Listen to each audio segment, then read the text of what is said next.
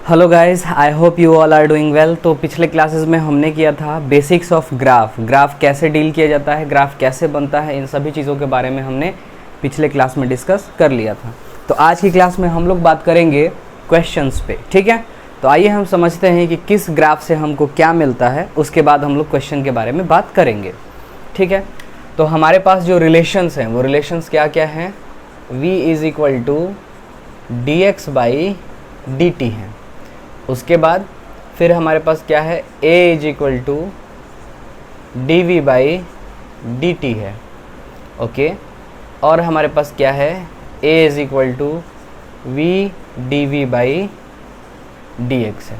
ये तीन इक्वेशंस हैं। तो अगर आप देखें तो इनको बोलते हैं डिफरेंशियल फॉर्म। इन तीनों को क्या बोलते हैं, डिफरेंशियल फॉर्म, ओके। ये तीनों के तीनों डिफरेंशियल फॉर्म है। इनके इंटीग्रल फॉर्म भी होते हैं।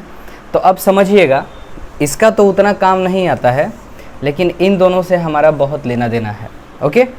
और पिछले वीडियो में जब मैं बेसिक्स ऑफ ग्राफ बता रहा था तो उसमें मैंने स्लोप निकालना सिखाया है, एरिया निकालना सिखाया है। तो अगर आपने वो वीडियो मिस कर दी है तो मैं डिस्क्रिप्शन में लिंक दे दूँगा, आप वहाँ से जा कर के वो वीडियो ज़रूर देखें। उसके बाद ये क्लास आपको समझ में आएगी, ओके। खैर, ये डिफरेंशियल फॉर्म हमको क्या बताता है, तो हमने कल की क्लास में देखा था कि अगर डिफरेंशिएशन हम निकालते हैं तो वो हमको स्लोप बताता है ना। तो मान लीजिए ये x और t, तो अगर हम यहाँ पर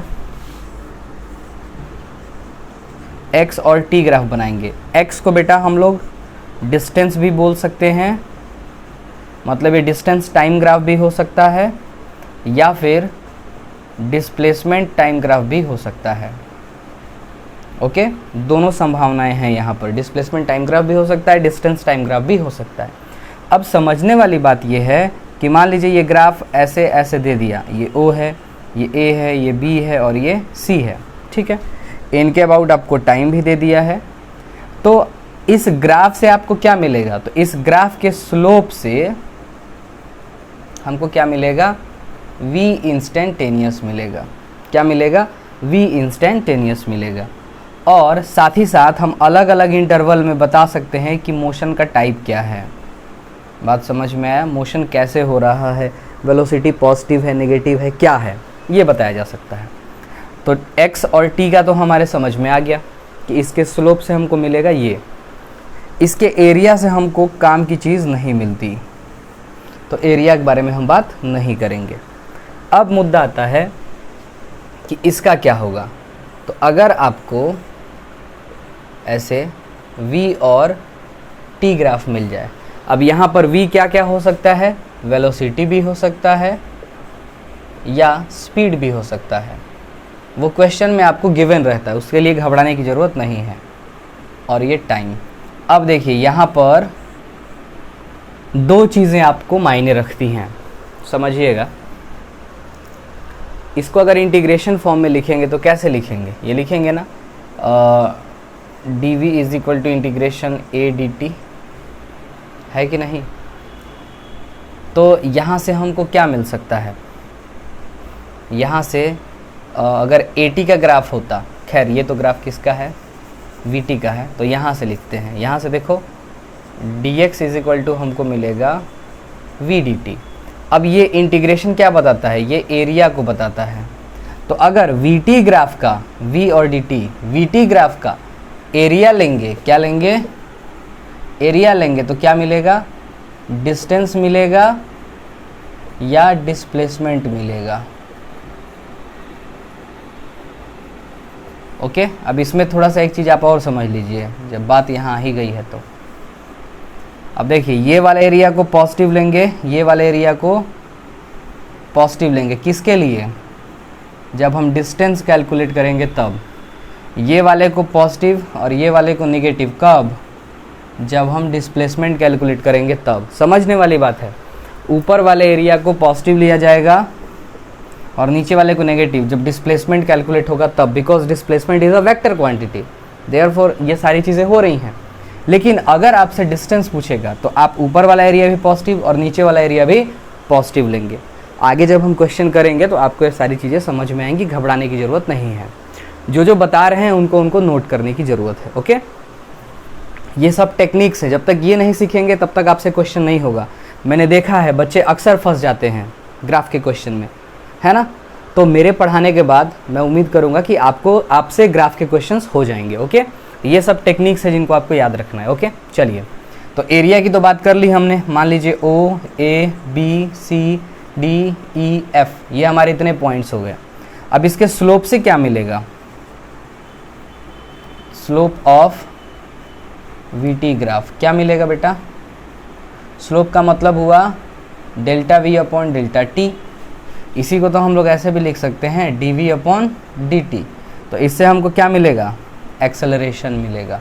कैसा एक्सेलरेशन मिलेगा? इंस्टेंटेनियस एक्सेलरेशन मिलेगा सर, ये।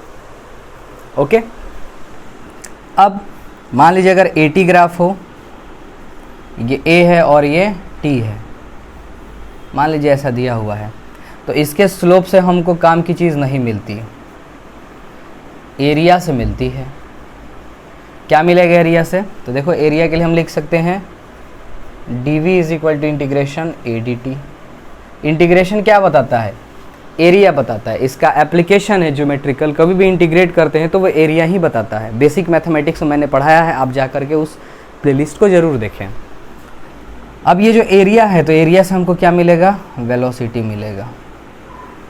ओके, तो यहाँ ये सारी चीज़ें हमारे लिए बहुत इंपॉर्टेंट हैं, आप यहाँ तक नोट कर लीजिए। मैंने आपको यहाँ पर सारी चीज़ें बहुत अच्छे से समझाई हैं। XT ग्राफ होगा तो XT ग्राफ के स्लोप से हमको इंस्टेंटेनियस वेलोसिटी मिलेगा। टाइप ऑफ मोशन बता सकते हैं, टाइप ऑफ मोशन यहाँ भी बता सकते हैं, इसमें भी बता सकते हैं, उसमें कोई दो राय वाली बात नहीं है। लेकिन समझने वाली बात यह है कि इसके एरिया से कुछ नहीं मिलता, क्योंकि XT है, स्लोप से वेलोसिटी मिलेगा। VT ग्राफ में दोनों चीज़ें आती हैं, स्लोप से एक्सेलरेशन मिलता है और एरिया से डिस्प्लेसमेंट या डिस्टेंस मिलता है। ओके, और AT ग्राफ के एरिया से हमको काम की चीज़ मिलती है, बोले तो वेलोसिटी मिलती है, लेकिन इसके स्लोप से हमको काम की चीज़ नहीं मिलती है। तो इतना आप नोट करिए, इसके बाद मैं आपको ग्राफ्स की तरफ ले चलता हूँ। आई होप कि आपने इन सभी चीज़ों को नोट कर लिया है। अब आइए ग्राफ के बारे में थोड़ा बात कर लेते हैं। टाइप्स ऑफ ग्राफ आपको थोड़ा समझना पड़ेगा, अलग अलग केसेस क्या होते हैं ग्राफ्स के।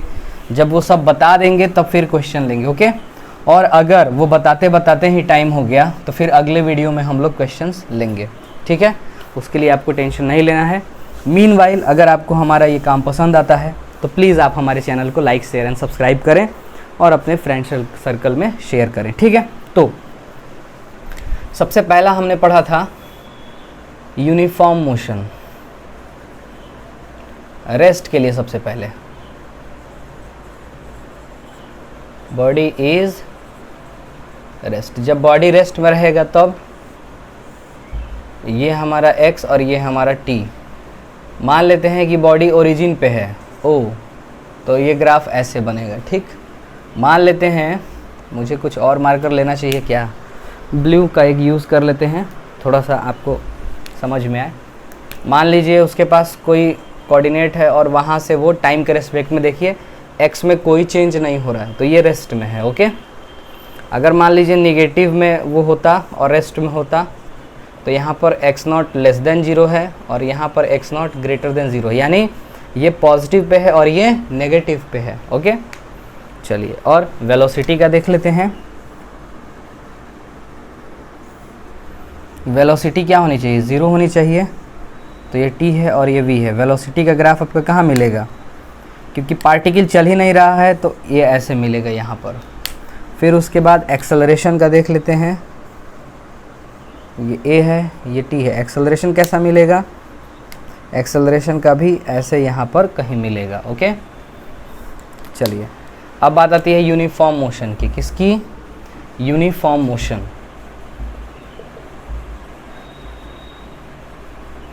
ध्यान से सीखिएगा, क्योंकि इसके बाद आपसे ग्राफ के क्वेश्चंस नहीं फंसेंगे। यूनिफॉर्म मोशन का इक्वेशन क्या है?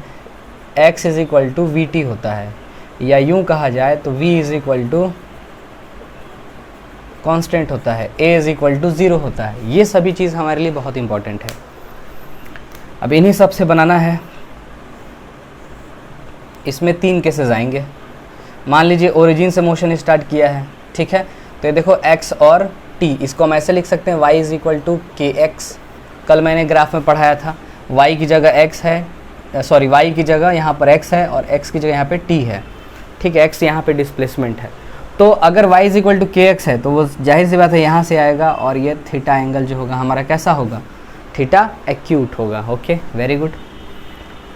तो ये क्या बता रहा है, ये बता रहा है कि ये ओरिजिन से दूर जा रहा है पॉजिटिव डायरेक्शन में।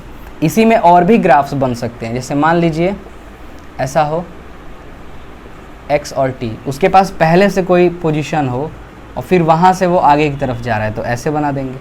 यहाँ पर x0 ग्रेटर देन 0 है। मान लीजिए अगर ऐसा हो, वो यहाँ से 0 की तरफ, ओरिजिन की तरफ जा रहा है, तो ऐसा बन जाएगा x0 x और t। यहाँ पर देखो, यहाँ पर आकर के वो 0 होगा एक टाइम पर, मान लेते हैं वो टाइम t1 है, उसके बाद फिर निगेटिव में जाने लगा, तो ऐसे बना देते हैं। बात समझ में आया? खैर, यहाँ पर अगर आप थीटा देखेंगे बेटा, तो ये थीटा कैसा है, ऑब्ट्यूज है। इसका मतलब यहाँ पर आपकी वेलोसिटी कैसी मिलेगी, ग्रेटर देन 0। यहाँ पर वेलोसिटी कैसी मिलेगी, ग्रेटर देन 0। क्यों मिलेगी? क्योंकि ये एंगल जो है वो एक्यूट है, इसलिए मिलेगी। ये सब मैंने आपको कल की वीडियो में समझाया था। स्लोप है ना, देखो ये m की जगह निभा रहा है वेलोसिटी, इसलिए पॉजिटिव होगा। लेकिन इस केस में आपका क्या होगा, v नेगेटिव हो जाएगा, ठीक है, क्योंकि वेलोसिटी नेगेटिव होगी। क्यों? क्योंकि स्लोप यहाँ पर नेगेटिव है। अच्छा जी, और क्या हो सकता है? देखो अभी हम xt ही बना रहे हैं, मुझे लगता है आज हम लोग क्वेश्चन नहीं ले पाएंगे, इसी में रह जाएंगे। खैर, ये इस केस में क्या है कि अच्छा यहाँ पर x0 को क्या दिखाना है भाई, ग्रेटर देन 0। चलो इस केस में क्या है कि वो यहाँ से शुरू किया है, यहाँ पर देखो कोई टाइम है t1 जब वो 0 है, उसके बाद वो आगे बढ़ रहा है, लेकिन निगेटिव से चालू किया है, तो x0 कैसा है, लेस देन 0। इस केस में देखो वेलोसिटी तुम्हारी कैसी आएगी, ग्रेटर देन 0। क्यों? क्योंकि एंगल कैसा है, एक्यूट है, इसलिए। ग्राफ जरूर देखें पिछला बेसिक, क्योंकि उसी से रिस्पेक्ट में मैं ये सारी बात कर रहा हूँ, ठीक है। चलिए, ये हो गया। और क्या हो सकता है, और हो सकता है x और ये t। यहाँ पर क्या हो सकता है, अगर वो ओरिजिन से स्टार्ट किया और निगेटिव की तरफ जा रहा है, तो ये बन गया, ठीक है। और क्या हो सकता है, ये t, ये x, ये ओरिजिन। मान लो x0 से स्टार्ट किया और निगेटिव की तरफ जा रहा है, यहाँ पे स्लोप देख लो नेगेटिव, यहाँ पे स्लोप देख लो नेगेटिव, है कि नहीं? तो ये x0 है। अच्छा, यहाँ पर वेलोसिटी कैसी होगी, लेस देन 0। यहाँ पर वेलोसिटी लेस देन 0, x0 कैसा, लेस देन 0। तो ये अलग अलग केसेस हैं, ओके। खाली किस में, अभी हमने xt ग्राफ लिया है, अब vt ग्राफ हमको लेना है, ओके। तो इन सबको आप नोट करिए, उसके बाद हम vt ग्राफ की तरफ चलते हैं, ठीक है। लगता है आज क्वेश्चन नहीं हो पाएगा, आई होप आपने नोट कर लिया है। अब मैं इनको रफ कर रहा हूँ। ये जो मैं सिखा रहा हूँ बेटा बहुत इंपॉर्टेंट है, इनको आप बिल्कुल अच्छे से सीखें, ठीक है। फिर टाइम लेकर के हम लोग इस चीज़ को सीख रहे हैं। अब चलिए, बात आती है xt का, तो हमने निपटारा कर दिया यूनिफॉर्म में ही। अब बात आती है vt की। तो ये v है और ये t है। देखा जाए तो v क्या है, कांस्टेंट है। यूनिफॉर्म मोशन में वेलोसिटी में चेंज नहीं आती है, ओके। अच्छा जी, तो अब क्या करेंगे, तो मान लीजिए ये ओरिजिन से स्टार्ट किया है, ओरिजिन ये है हमारा, और v की वैल्यू यहाँ पर हम ऐसे लिख दी और ये v0 लिख दिए। यहाँ पर v0 कैसा है, ग्रेटर देन 0 है। अगर ये निगेटिव होता तो ऐसे बना देते v0 लेस देन 0। बस इसमें दो ही ग्राफ आता है। मज़ेदार कौन था, xt था इसका। खैर, अब at ग्राफ के बारे में बात कर लेते हैं। ये टाइम, ये एक्सेलरेशन, ये ओरिजिन। अच्छा, इसमें एक्सेलरेशन क्या होता है जी, 0 होता है। तो ग्राफ कैसा मिलेगा हमको, ग्राफ मिलेगा यहाँ पर ऐसे, ठीक है। ये हमारा हो गया यूनिफॉर्म मोशन के लिए। अब हम बात करेंगे यूनिफॉर्मली एक्सेलरेटेड मोशन के लिए। बोले तो जो तीनों इक्वेशन है अपने, v is equal to U plus A T, S is equal to U T plus half A T square and V square is equal to U square plus 2s, उसके लिए अब हम बात करेंगे, ठीक है। तो आइए उसके लिए भी बात कर लेते हैं। ये जो मैंने यहाँ लिखा है इसको मैं यहाँ लिख देता हूँ ताकि अपने को स्पेस मिल जाए, ओके। चलिए, अब मुद्दा आता है यूनिफॉर्मली एक्सेलरेटेड मोशन। अब देखो यूनिफॉर्मली एक्सेलरेटेड मोशन में ए की वैल्यू क्या होती है, कांस्टेंट होती है। ओके, v कैसा होता है, u प्लस ए टी होता है। s कैसा होता है, तो U T plus half A T square, V square is equal to U square plus 2as। अब यहाँ पे समझिएगा ये लीनियर इक्वेशन है, ठीक है, ये क्वाड्रेटिक इक्वेशन है। किस में, s और t में। s को हम x भी लिख सकते हैं, कोई डाउट, और ये इसका तो मुद्दा ही अलग है, ठीक है। तो आइए समझते हैं, देखते हैं कैसे होता है। तो यहाँ पर हमको मिल सकता है, देखिए सबसे पहले एक्स टी ग्राफ खींचते हैं, एक्स और टी ग्राफ। तो देखिए एक्स और टी में कैसा रिलेशन है, पैराबोलिक, क्वाड्रेटिक। तो क्वाड्रेटिक के लिए कल मैंने सिखाया था आपको ग्राफ, कैसा आता था, y is equal to A X square का क्या सिखाया था, बोलो, ये ऐसे y के अबाउट सिमेट्रिकल होता है, और a ग्रेटर देन 0 होगा तो ये बनेगा, और अगर ऐसे कब बनेगा, a लेस देन 0 होगा, यानी a अगर निगेटिव है तो नीचे ओपन होगा, a अगर पॉजिटिव है तो ऊपर की तरफ ओपन होता है, ठीक है। तो इसका हमको पूरा पार्ट नहीं चाहिए, आधा ही पार्ट चाहिए, बस इतने से हमारा लेना देना है, ठीक है, इतने से ही हमारा लेना देना होगा। ओके, चलिए, तो ये चीज़ें हमारी एक्स टी में क्या करेंगे, देखिए मान लीजिए अगर ओरिजिन से मोशन स्टार्ट होता है तो ग्राफ ऐसे जाएगा। ओके, अब यहाँ पर देखो v की वैल्यू ग्रेटर देन 0 हो जाएगी, ठीक है। अगर मान लीजिए पहले से उसके पास कोई डिस्प्लेसमेंट है तो वो यहाँ से शुरू होगा, x0, यहाँ पर x0 ग्रेटर देन 0 है, v भी ग्रेटर देन 0 होगा, बात समझ में आया। और एक्सेलरेशन भी कैसा होगा, ग्रेटर देन 0, एक्सेलरेशन भी कैसा होगा, ग्रेटर देन 0, यानी इसमें भी acceleration positive, velocity positive, displacement positive, velocity positive, acceleration positive. घबराना मत, पूरे केसेस को मैं आपके सामने खोल के रख दे रहा हूँ, बखिया उधेड़ देंगे हम लोग ग्राफ का क्या हो सकता है। खैर, इसमें क्या है, इसमें देखिएगा, मान लीजिए इसने स्टार्ट किया है किस से, निगेटिव से, तो निगेटिव से स्टार्ट किया एक टाइम पर, देखिए यहाँ पर कोई टाइम t1 है, और उसके बाद ये ऐसे आगे की तरफ बढ़ रहा है। तो यहाँ पर x0 हमारा कैसा है, लेस देन 0, शुरुआती डिस्प्लेसमेंट इसको बोलते हैं, इनिशियल डिस्प्लेसमेंट। वेलोसिटी कैसा है, ग्रेटर देन 0, एक्सेलरेशन कैसा है, ग्रेटर देन 0। लेकिन किंतु परंतु इसमें भी कुछ चेंजेस आते हैं, जैसे देखिएगा, अब मैं कह रहा हूँ ये 0 है और ये अपना x है, तो इसमें क्या है, ये देखिए ये इधर की तरफ जा रहा है। अब इस केस में वेलोसिटी हमारी नेगेटिव हो जाएगी, एक्सेलरेशन भी हमारा क्या हो जाएगा, वेलोसिटी हमारी क्या हो रही है, बढ़ रही है, लेकिन निगेटिव डायरेक्शन में, इंक्रीजिंग है लेकिन निगेटिव डायरेक्शन में है, ठीक है, इसीलिए ये लगा हुआ है। यहाँ पर एक्सेलरेशन भी कैसा होगा, ये भी हमारा लेस देन 0 होगा, निगेटिव हो जाएगा। ओके, खैर एक्सेलरेशन हमारा कैसा हो जाएगा, नेगेटिव हो जाएगा, ठीक है। और एक्सेलरेशन कांस्टेंट होगा, कैसा होगा, कांस्टेंट होगा। यहाँ पर भी ये सारे केसेस में एक्सेलरेशन कांस्टेंट है, ये बात आपके दिमाग में रहनी चाहिए।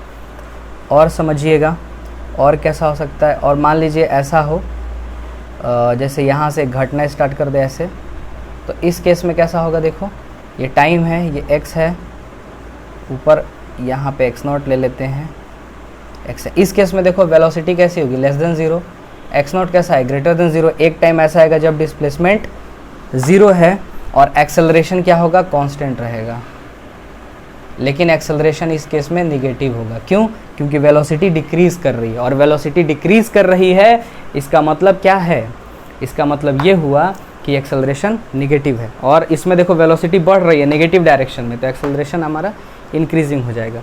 तो ये कुछ है, इसमें भी हमारे ये सारे केसेस हो सकते हैं। मान लीजिए निगेटिव में ही जाए, ये 0, ये x, मान लीजिए यहाँ से निगेटिव में जा रही है x0, तो इस केस में x0 लेस देन 0 है, वेलोसिटी भी लेस देन 0 होगा, लेकिन कैसा होगा, इंक्रीजिंग होगा, एक्सेलरेशन कांस्टेंट होगा। बात समझ में आया। तो ये सारे ग्राफ आप बनाइए। अब इसके बाद हम लोग वीटी ग्राफ के बारे में चर्चा करेंगे, ठीक है। टाइम यार बहुत कम बचा है, ये फटाफट कवर कर लेते हैं क्योंकि 3-4 मिनट और क्लास रहेगी। मैं कोशिश करता हूँ कि वीडियो छोटी हो ताकि आपकी पूरे इन्फॉर्मेशंस मिले। चलिए, इक्वेशन में नहीं मिटा रहा हूँ क्योंकि इनकी मुझे ज़रूरत है। अभी हमने एक्स-टी ग्राफ को देखा, अब हम देखेंगे वीटी ग्राफ। तो वीटी ग्राफ में बहुत ज़्यादा टिक्रम नहीं करना है अपने को, यहाँ पे मैं वी टी ग्राफ बना देता हूँ, ये v है और ये t है। तो यहाँ पर अगर ये 0 से शुरू होगा तो ऐसे जाएगा, क्योंकि देख लीजिए आप यहाँ से u 0 होगा तब, इस केस में क्या है u 0 है। v कैसा है, v कैसा है बच्चा, ग्रेटर देन 0 आएगा। एक्सेलरेशन कैसा है, ग्रेटर देन 0। बात समझ में आया। v यहाँ पर बढ़ रहा है लगातार। खैर अगर ऐसा हो, मान लीजिए उसके पास पहले से कोई वेलोसिटी हो u, तो इस केस में देखो u ग्रेटर देन 0 है, ठीक है। बाकी एक्सेलरेशन भी ग्रेटर देन 0 है। मान लीजिए अगर निगेटिव से स्टार्ट करें, कहाँ से स्टार्ट करें, निगेटिव से बढ़े, यहाँ पर एक टाइम पर ये वेलोसिटी 0 होगी, बात समझे। लेकिन इस केस में एक्सेलरेशन हमारा ग्रेटर देन 0 होगा और ये u नॉट कैसा होगा, हमारा लेस देन 0 होगा, ठीक है। मान लीजिए अगर यही ग्राफ हमारा ऐसे हो जाए, यहाँ से यहाँ आ जाए और ये t है, ये t1 जिस पे 0 हो जाए और उसके बाद ये आगे ऐसे बढ़ रहा है, तो नीचे की तरफ देखा जाए तो वेलोसिटी इंक्रीजिंग है, किधर, निगेटिव डायरेक्शन में। पर यहाँ पर v नॉट था, ये v है, v नॉट कैसा है, ग्रेटर देन 0। एक्सेलरेशन इस केस में लेस देन 0 आएगा और कांस्टेंट होगा। क्यों, क्योंकि ये स्लोप जो है वो कैसा है, नेगेटिव है, इसलिए, ठीक है। मान लीजिए अगर ऐसा हो, ये t है, ये o है, वेलोसिटी ऐसे बढ़ रही हो, तो ये कैसा है, वेलोसिटी हमारी किधर बढ़ रही है, इंक्रीजिंग है, लेकिन निगेटिव डायरेक्शन में। एक्सेलरेशन भी हमारा कैसा आएगा, पॉजिटिव ही आएगा, सॉरी निगेटिव ही आएगा एक्सेलरेशन, लेकिन इंक्रीजिंग होगा। और देख लीजिए इसमें और केसेस कैसे बन सकते हैं, यहाँ से चालू हो जाए u से, तो इस केस में u कैसा होगा, लेस देन 0 होगा। v हमारा फिर से कैसा है, इंक्रीजिंग है, ओके। एक्सेलरेशन भी कैसा आएगा, नेगेटिव आएगा। ये हमारा v हो गया, ये 0 हो गया और ये t हो गया। और कैसे हो सकता है भाई, ये भी बता दिया, ये भी बता दिया। तो ये हमारे कुछ पॉसिबल केसेस हैं जो हो सकते हैं वीटी ग्राफ को लेकर के, ठीक है। यहाँ तक आप नोट करिए। इसके बाद हम बात करेंगे एटी ग्राफ के बारे में, ओके। वीडियो थोड़ा लंबा हो रहा है, घबराइएगा मत, पूरा देखिएगा, पूरा देखेंगे तभी सारे कॉन्सेप्ट सीख पाएंगे। चलिए, आई होप आपने इनको नोट कर लिया था। अब मुद्दा किसका है, तो अब मुद्दा है हमारा एटी ग्राफ का, ठीक है। तो एटी ग्राफ कैसा होता है देख लेते हैं। ये हमारा ए है और ये हमारा टी है। ए कैसा है, कांस्टेंट है, तो ऐसा आ जाएगा। कब, जब ए नॉट ग्रेटर देन 0 हो। अगर निगेटिव होगा तब ये ग्राफ नीचे आ जाता है लेस देन 0 का। बस इसमें दो ही ग्राफ आते हैं, ठीक है। कभी कभी आपसे पूछता है वी स्क्वायर इसका ग्राफ, तो देखिए यहाँ पर क्या है कि हमने आपको सिखाया था अगर x is equal to Y square हो, ठीक है, तो ये ग्राफ ऐसे जाता है, x के अबाउट होता है, सिमेट्रिकल, ठीक है। ये हमारी x है और ये हमारी y है। तो यहाँ पर देखिए ये हो जाएगा हमारा, इसको रख देंगे हम y की जगह और इसको रख देंगे x की जगह, है ना। तो देखिए कैसा ग्राफ बनता है, ये बन जाएगा v और ये बन जाएगा s, ओके। तो इस केस में ग्राफ कैसा आएगा, देखो ये y का square up is equal to x, ऐसा ग्राफ बन रहा है, तो ये ग्राफ आपका ऐसे आएगा, ठीक है। That's all. ये ग्राफ बहुत इंपॉर्टेंट है, ये पूछता है बार बार, बच्चों को पता नहीं रहता है, ठीक है। तो यहाँ पर हमने खाली ग्राफ्स ही डिस्कस किए हैं और अगले वीडियो में हम इन पे कुछ क्वेश्चंस लेंगे। हाँ, जो ग्राफ पॉसिबल नहीं है उनको देख लेते हैं फटाफट। इसको आप नोट करिए, ठीक है, समय मैं देख लूँ। चलिए आइए, the graph which is not possible उनको देख लेते हैं, ठीक है। जो ग्राफ पॉसिबल नहीं है फटाफट उनको देख लेते हैं। तो वी टी एस टी, ये हमारा v है, ये हमारा t है, इसमें ग्राफ एक ऐसा बना, ये पॉसिबल नहीं है क्योंकि एक टाइम t नॉट पर दो दो वेलोसिटी होना पॉसिबल नहीं है। ये देखो एक टाइम t पर दो दो पोजीशन होना पॉसिबल नहीं है, नॉट पॉसिबल। ये वैसे ग्राफ हैं जो पॉसिबल नहीं है। इसके बाद देख लीजिए,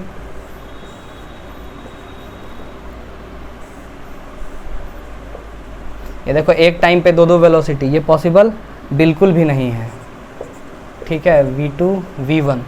इसके बाद ये है हमारा xt, ये x और ये t। ये देखो एक टाइम पे दो दो डिस्प्लेसमेंट जो कि पॉसिबल बिल्कुल भी नहीं है। और एक हो सकता है हमारा ऐसे, ये भी पॉसिबल बिल्कुल भी नहीं है। ये हमारा क्या है भाई, एक सेकेंड, v और t है, V और T, ये भी पॉसिबल नहीं है। ये सारे वैसे ग्राफ हैं जो पॉसिबल नहीं होते हैं, ठीक है। तो ठीक है, आज के क्लास में हमने इतना ही किया। अगर आपको हमारा काम पसंद आता है तो प्लीज़ हमारे चैनल को लाइक, शेयर एंड सब्सक्राइब करें और ऐसे ही देखते रहें, सीखते रहें, क्योंकि जब तक सीखने का जज्बा है तब तक जीतने का जज्बा है। That's all for today. Okay.